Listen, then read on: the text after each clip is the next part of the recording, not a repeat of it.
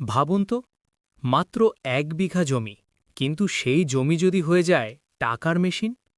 অনেকে মনে করে ছোট জমিতে বড় কিছু করা যায় না, কিন্তু সঠিক পরিকল্পনা থাকলে ১ বিঘা জমি হতে পারে ৫-৬টা আয়ের উৎস।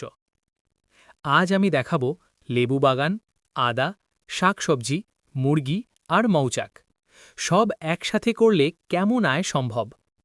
ভিডিওটি শেষ পর্যন্ত দেখুন, কারণ শেষে আমি সম্পূর্ণ আয় ব্যয়ের হিসাব দেখাব।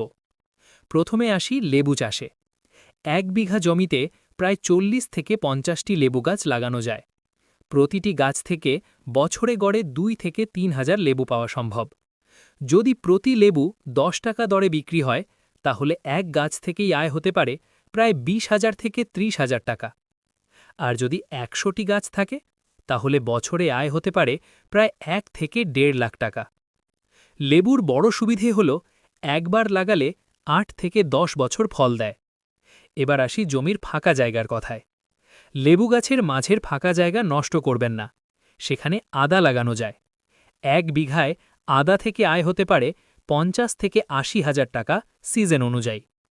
এছাড়া পালং শাক, লাল শাক, ধনেপাতা লাগানো যায়। শাকসবজি দ্রুত বিক্রি হয়, লোকাল বাজারে এর চাহিদা অনেক বেশি। এতে জমির প্রতিটি ইঞ্চি ব্যবহার হয়।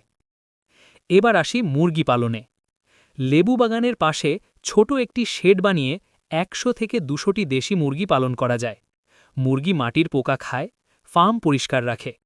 প্রতিদিন ডিম বিক্রি করেই মাসে ২০ থেকে ৩০,০০০ টাকা আয় সম্ভব। মুরগির বিষ্ঠা আবার প্রাকৃতিক সার হিসাবে ব্যবহার করা যায়। এবার আসি মৌচাকে। মৌচাক বসালে লেবু ফুল থেকে মধু উৎপাদন বাড়ে। একটি মৌচাক থেকে বছরে ১৫ থেকে ২০ কেজি মধু পাওয়া যায়। যদি ১০টি মৌচাক বসান, তাহলে বছরে প্রায় ১ থেকে ১.৫ লাখ টাকার মধু বিক্রি সম্ভব। বাজার দরের উপর নির্ভর করে। এটা বাড়তি আয়, বাড়তি লাভ। চলুন মোটামুটি হিসাব করি। লেবু ১.২ লাখ টাকা, আদা ও শাকসবজি ৭০,০০০ টাকা, মুরগি ২ লাখ টাকা, মধু ১.৫ লাখ টাকা। মোট সম্ভাব্য আয় প্রায় ৫ থেকে ৬ লাখ টাকা বছরে। খরচ বাদ দিলে লাভ কম বেশি হতে পারে ৩ থেকে ৪ লাখ টাকা। সবকিছু নির্ভর করবে বাজার দর এবং ব্যবস্থাপনার উপর।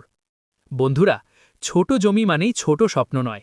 সঠিক পরিকল্পনা করলে ১ বিঘা জমি হতে পারে বহু আয়ের উৎস। ভিডিও ভালো লাগলে লাইক দিন, চ্যানেল সাবস্ক্রাইব করুন